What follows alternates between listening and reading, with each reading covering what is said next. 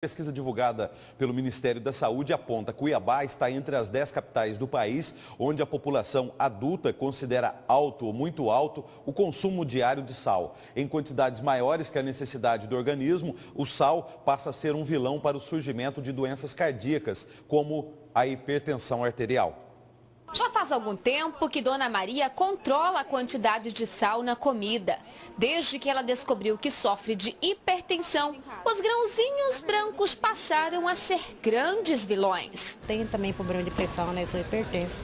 Tem que cuidar mais ainda? Mais ainda. E antes a senhora cuidava? Não. Agora passei a cuidar mais. Mas esta preocupação com a quantidade de sal, também chamado de cloreto de sódio, não deve ser somente para os hipertensos. De acordo com pesquisa divulgada pelo Ministério da Saúde, que apura fatores de risco e proteção para doenças crônicas, as pessoas consomem mais que o dobro de sal do que deveriam.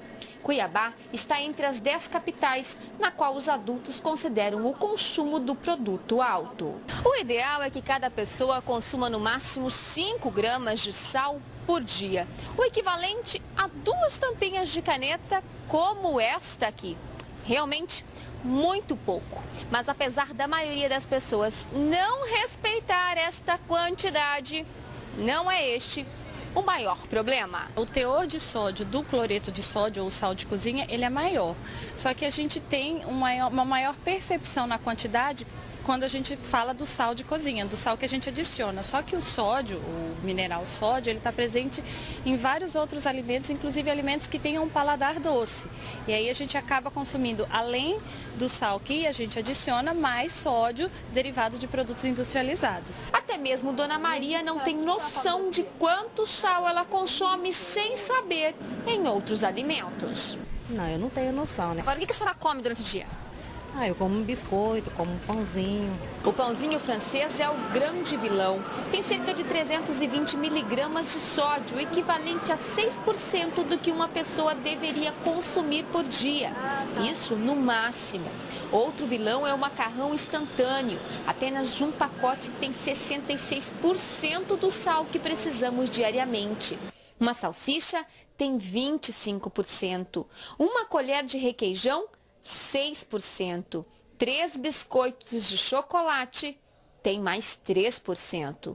O refrigerante zero é outro que engana. Ele tem 25 miligramas de sódio, enquanto o normal tem apenas 10. Para a gente ter uma alimentação saudável, ela deve ser o mais natural possível, ou seja, contemplar alimentos frescos, alimentos da época, evitando assim alimentos industrializados, os enlatados, por exemplo, embutidos, presunto, queijo, alguns laticínios, né?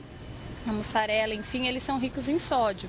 Então, quanto mais natural a gente tiver a alimentação, é bom a gente evitar. Algumas pessoas têm a necessidade de restringir, por exemplo, os hipertensos e pacientes com problemas renais, eles têm que obrigatoriamente restringir. Os demais, a gente pede moderação, né, cautela no consumo. Substituir o sal de cozinha ou os temperos prontos por ervas é uma das dicas da nutricionista, pois garantem sabor aos alimentos de uma forma mais saudável. Existem receitas que a gente chama de sal de ervas, onde a gente usa pequena parte de sal e o restante de ervas, né, para que isso possa temperar esses alimentos, para que a gente consiga um alimento bem gostoso, né, bem saboroso e com menos teor de sódio.